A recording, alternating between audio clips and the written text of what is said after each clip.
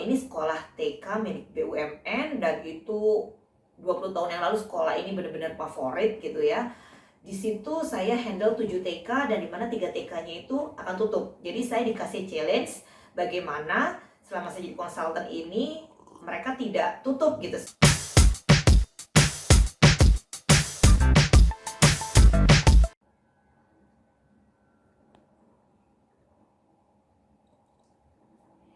Oke, good people, welcome back to Nurul Khairini channel.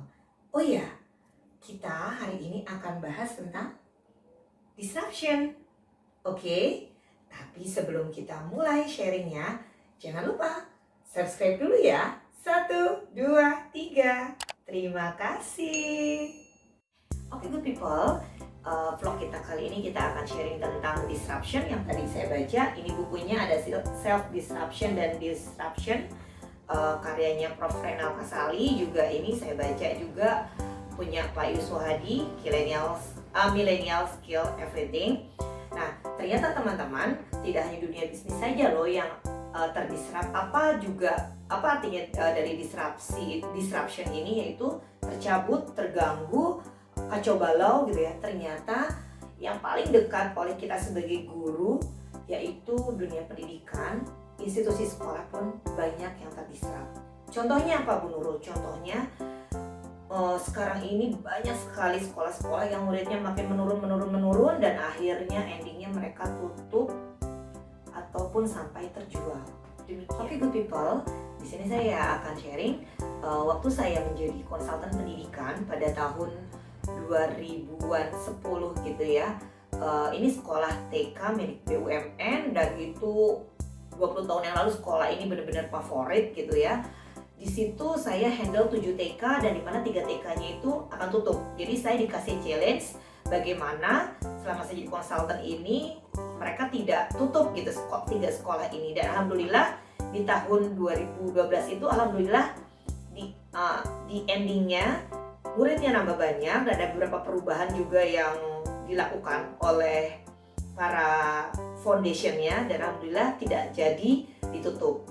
Nah, ternyata fenomena mendisrupt ini bukan hanya terjadi sekarang ini, ternyata beberapa tahun sebelumnya pun sudah terjadi. Nah, sekarang semua ada di tangan kita, mau sekolah kita terdisrupt atau mendisrupt. Oke, good people, tentu kita nggak mau kan sekolah kita terdisrupt, muridnya turun, terus lama-lama bubar, atau sekolahnya terjual gitu. Jangan sampai ya, nauzubillah min dzalik. Nah, yang harus kita lakukan adalah kita mendisrupt, mengubah diri kita, mengubah sekolah kita. Dengan cara apa? Dengan cara kita harus melihat nih, ketika murid kita turun dari tahun ke tahun, kita harus cepat-cepat bertindak, harus introspeksi. Apa ya yang kurang? Apakah pengajarannya?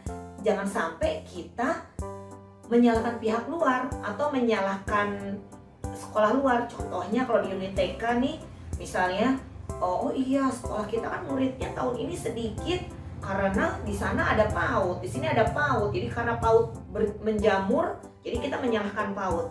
Jangan seperti itu ya. Karena pada saat bersamaan ketika kita bilang kita menyalahkan PAUD, maka pada saat bersamaan sekolah kita itu tidak mau berubah.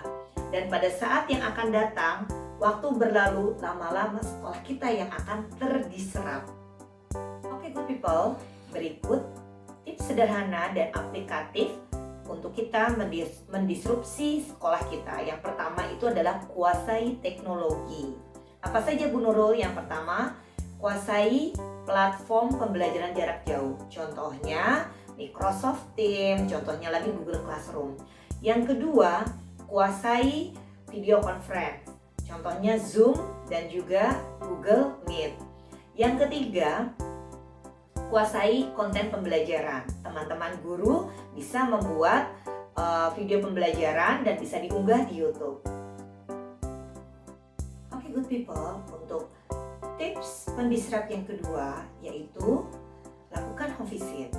Kok perlu lakukan home visit? Iya, ternyata dengan lakukan home visit ini, walaupun nggak semua murid kita datangin, tapi usahakan ada murid-murid yang memang dia butuh perhatian kita khusus, kita datang saja. Walaupun misalnya cuma ketemu di pagar gitu ya, yang paling ekstrimnya gitu ya. Atau alhamdulillahnya kalau bisa langsung touch gitu ke mereka. Kenapa? Karena itu akan dampaknya akan sangat luar biasa terhadap semangat, terhadap perasaan dia sebagai murid kita. Demikian. Oke, good people. Yang ketiga adalah mendiserap yang ketiga, yaitu kita buat modul pembelajaran yang lebih aplikatif. Seperti apa Bu Nurul? Jadi kita buat modul pembelajaran, nggak bisa dong kita samain di masa online dengan kita offline tatap muka. Usahakan sih kalau menurut saya buku panduan atau buku paket itu hanya dijadikan sebagai acuan materinya aja, tapi bukan untuk cara pengajarannya.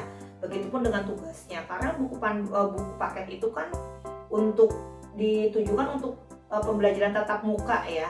Jadi kan itu durasinya panjang. Sedangkan dengan online itu kita kan harus mengajar secara efektif karena waktu juga belum juga kuota gitu kan.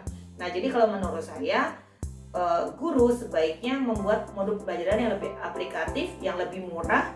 Gimana caranya buat modul materi disamakan, materi atau tema-tema pembelajaran disamakan, cuman kita buat modul yang lebih ringkas dan dengan metode yang banyak. Seperti itu. Oke, yang keempat, untuk mendiserap yang keempat yaitu lebih efektif dalam mengelola keuangan sekolah. Nah, teman-teman sebagai pemangku kebijakan di sekolah bisa melis atau mendaftar kembali rincian-rincian apa saja sih pengeluaran dalam sekolah, mana yang over budget, mana yang enggak gitu. Apalagi di masa pandemi atau di masa BDR seperti ini ya.